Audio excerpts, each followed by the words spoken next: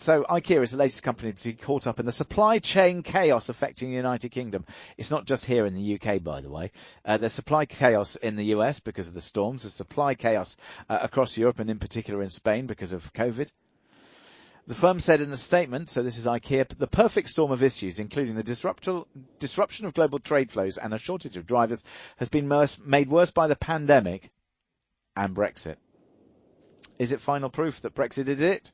Don't know, let's find out. Kate Hardcastle, consumer and retail expert, joins me now. Kate, hello to you. Thank you for joining us. So, is this finally the news that Ramona's wanted to hear, that Brexit has caused a shortage of supplying goods? I've spoken to many organisations over the past. I've been covering this for about 3 months now, James. Everything from the garden shed to shortages at huge amount of takeout and delivery companies and beyond. And some of them are linked to Brexit, some of them are linked to driver shortages, some of them are linked to, as you said, environmental issues, particularly the timber supply as well. So it's a whole melee of reasons. It's been classed as a perfect storm by every organisation I've spoken to. No one is putting a direct claim at just one area at all. And this is kind of one of the interesting things about it, because when a particular interest group starts to tag on something and say, we told you this was going to happen, this is, the result of, and it has turned into a Brexit conversation. Whereas if somebody said to me, look, as you have done, it's a mix of factors. So we've got less drivers. We've had some unusual weather events. We've got a global pandemic. We have had, going back to the situation where the Ever Given was stuck in the Suez Canal and a whole load of supply issues. Mm-hmm. There are so many different things which have happened, which mean that, of course, supply of different goods and services are either going to be delayed or inputted. This is a real problem, though, isn't it? Because when we've got businesses trying to get back to business post-pandemic, this kind of supply issue, this is their worst nightmare, isn't it? It is when we talk about things, particularly in the lead up to Christmas. So one of the shortages I was commenting on a couple of weeks ago was there going to be a shortage in terms of toys and plastic goods because of our East source opportunities. But, you've just described something, and we've only talked about the challenge in terms of supply. What we haven't talked about is the increase in demand. A lot of the organisations that have been affected, particularly companies like IKEA, have had a huge year because we've seen a big investment in terms of people doing home projects. We've seen the uplift of people buying garden furniture. So it's not just the fact, it's a typical economy curve in that it's not just about the supply, it's also about the demand increase. We're going to go into the golden quarter. It is an increase in time of when we all buy a bit more food. It's when we buy more gifting, etc. So it's going to be that pressure on the demand too. The golden quarter. Never heard it referred to as that. So I'm assuming you're talking about the run up to Christmas. Inevitably, if people have been short supplied in the past because they've held back or they haven't been able to get out and about, does that mean that we are going to see further shortages in the run up to Christmas?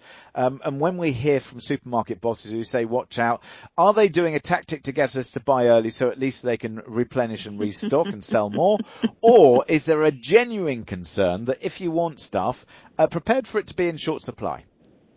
I think you've got to be realistic about it, and this is exactly the conversation we were having last March when it came to our supermarket shelves. The fact is that some supply chains will catch up with themselves, depending where the items come from. Some will take a few months to resurrect themselves, but there is a lot of competition out there on most goods. So it might be switching brands, it might be switching supply, but there isn't a clear-cut reason on any of it. Even something like tuna, which has been out at the supermarkets, people haven't been able to get tuna for weeks. That's actually linked into the fishing element. So it's multiple factors that have created shortages on a variety of different products. And I think it's about being a wise and savvy consumer right now. But yeah, for sure, for some of the smaller businesses that have been hurt consistently with the on and off lockdown in traditional bricks and mortar retail, that is tough when you can't get the product to sell at a point when you want to sell it. When I hear about the likes of Nando's or McDonald's or Greggs, or in this instance IKEA and Wetherspoons and various others say we've got supply shortages, what that says to me is open your eyes. There are local providers and shops and restaurants. Go to them. Why are we not perhaps shunning some of these big international brands and going local when they've got supply? They need all the support that they can get, and we should be shopping local, shouldn't we?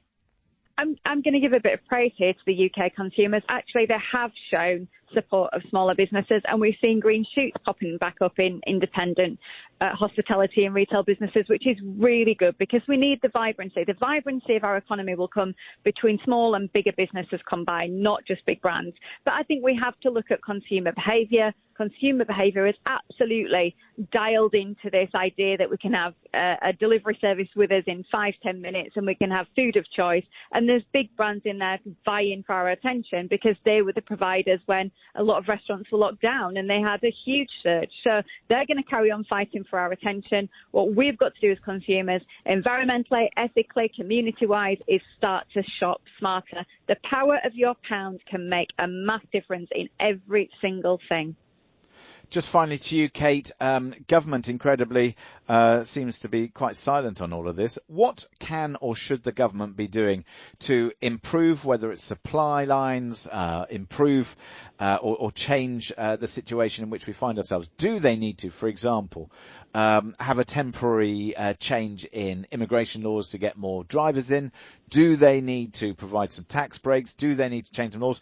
Or do we just have to get used to the fact as consumers for the next month or two, it's going to be a bit of a mare, and then after that, it'll be fine? So speaking to big heads of organisations, big chiefs, they are split. Some people want immediate reform so they can get the problem resolved prior to Christmas. Some are prepared to wait and said that they've been waiting on the strategy for 12 to 18 months. I think generally within the government, we need to have some kind of consumer business champion anyway that can look and turn its attention to whatever needs to be done. And I'm assuming from your viewpoint, I mean, you said it's a mix of issues, but Jeremy has just tweeted and says, it isn't Brexit. I'm assuming it really isn't Brexit.